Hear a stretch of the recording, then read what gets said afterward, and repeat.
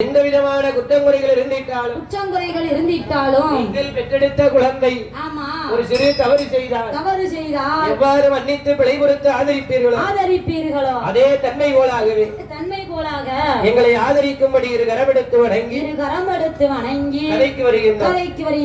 ஆனால் அது எந்த நாடு? நாடு நல்ல நாடு, காவலர்கள் புகழும் நாடு, கோடை மழை பொழியும் நாடு, நெல் வீசும் நாடு, மஞ்சள் பூங்கு நாடு, மஞ்சள் பூங்கு நாடு, வளரும் நாடு.